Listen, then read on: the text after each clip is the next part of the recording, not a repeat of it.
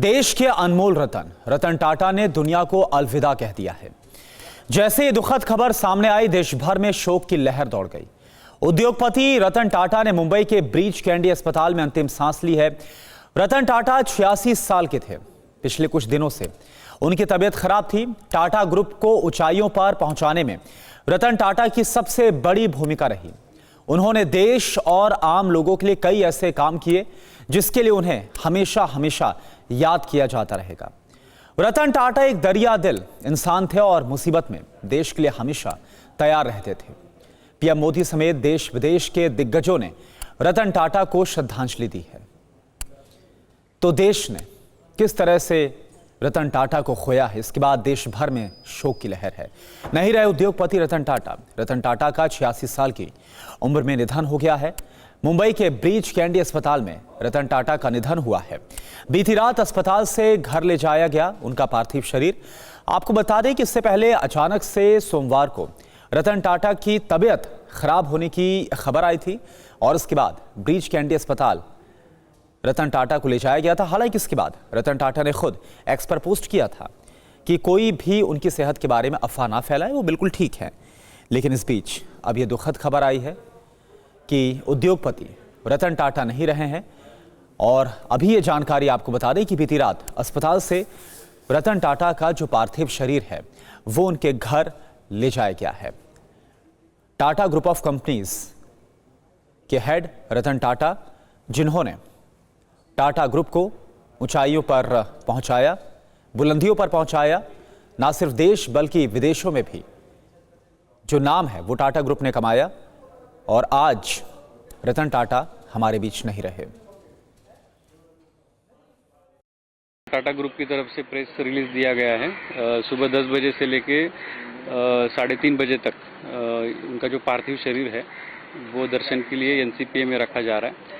और पुलिस की तरफ से बंदोबस्त तो रहेगा, पर हमारा आप सबको अपील है कि जो लोग वहाँ दर्शन के लिए आएंगे वहाँ पे पार्किंग की सुविधा नहीं है, तो जो लोग आएंगे उनको यही पुलिस की तरफ से जो इंस्ट्रक्शंस दिए जाएंगे वो आप फॉलो करेंगे। और जो पार्किंग है वहाँ पे ड्रॉपिंग पॉइंट से आपको आगे गाड़ी लेके जाने के लिए वहाँ पे ऑब्स्ट्रक्शन होगा।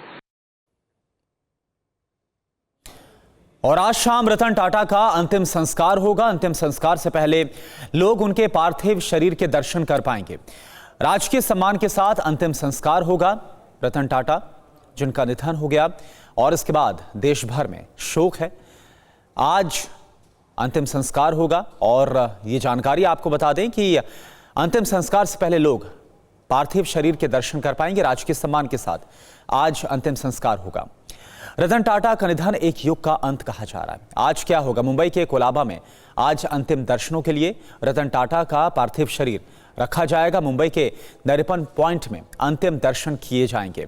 सुबह 10:30 बजे एनसीपीए लॉन लाया जाएगा जो पार्थिव शरीर है। पार्थिव शरीर का अंतिम दर्शन लोग कर पाएंगे। वर्ली में अंतिम संस्कार किया जाएगा।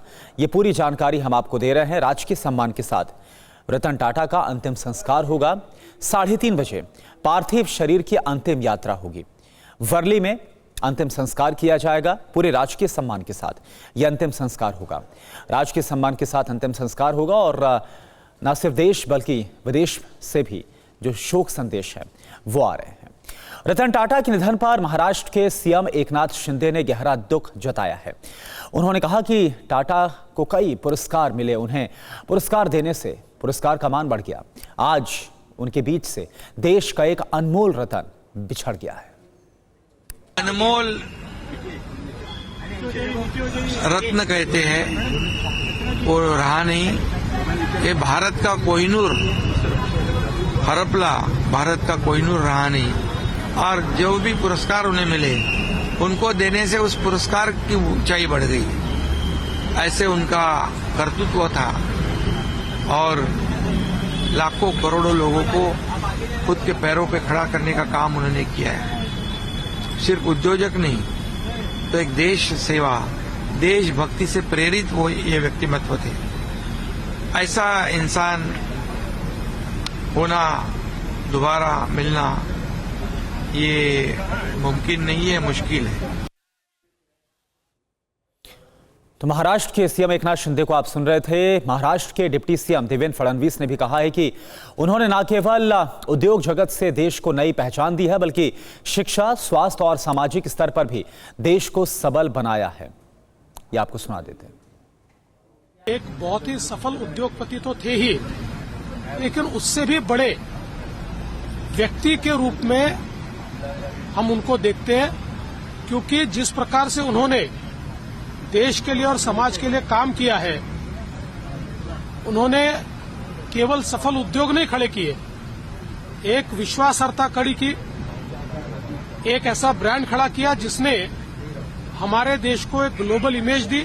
एक बहुत बड़े मन का व्यक्ति आज हमारे बीच से चला गया है। देश के लिए ये बहुत बड़ा नुकसान है।